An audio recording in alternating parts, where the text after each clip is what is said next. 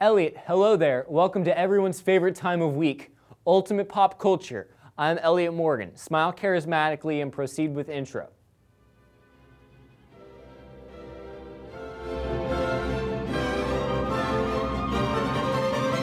So apparently, pop stars should not visit Brazil. Bieber's Brazilian bombshells have been barricading the bad boy in bad news since Boo's day. First, Bieber was seen exiting a whorehouse/brothel, but that was later determined to not be an actual brothel, but instead an old-fashioned gentleman's club. Dang, it was so much more interesting before. And more recently, Bieber has been accused of spray painting everywhere that he wasn't supposed to be spray painting, but it turns out that the spray painting was later dubbed boring as the location was abandoned and he didn't even know he was breaking the law. Not much of a rebel there. Dang it! Second sensational story snafu. And then on Wednesday, a YouTube video went viral that showed a sleeping Bieber and then some young woman. And then the internet was like, ooh, I know what's up with that young woman. She must be a working girl. Turns out she's not. She's a working out girl, like a bodybuilder or a model. And the rumor just kind of spiraled out of control. And now her entire world is turned upside down and she's gone into hiding. So this week, 3 Bieber stories have started out sounding really interesting and then turned out to be really, really boring. Let me repeat that. 3 Bieber stories. So the question is, why do gossip news sources embellish at every opportunity? 'Cause of you? Do me a favor and go back and look at all SourceFed's videos this week. Which ones were the most popular? Bieber goes to jail and Bieber leaves a whorehouse. And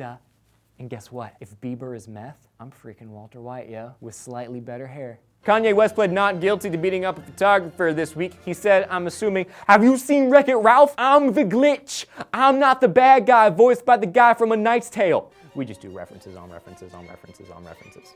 Can we talk about the only thing I care about in this video?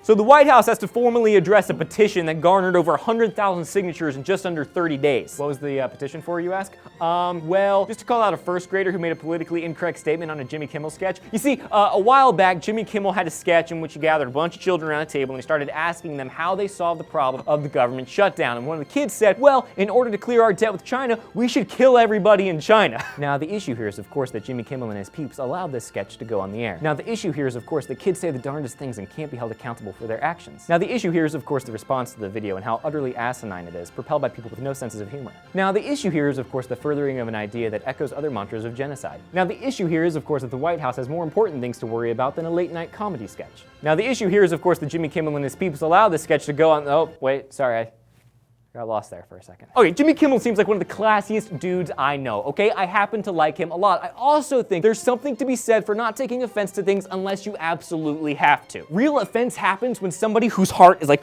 dark and prejudiced and ignorant says something that is truly offensive. But this 6-year-old kid didn't actually mean that we should kill everybody in China, and the producers who put the sketch on the air thought it was funny. I think it'd be good if we all calm down a little bit.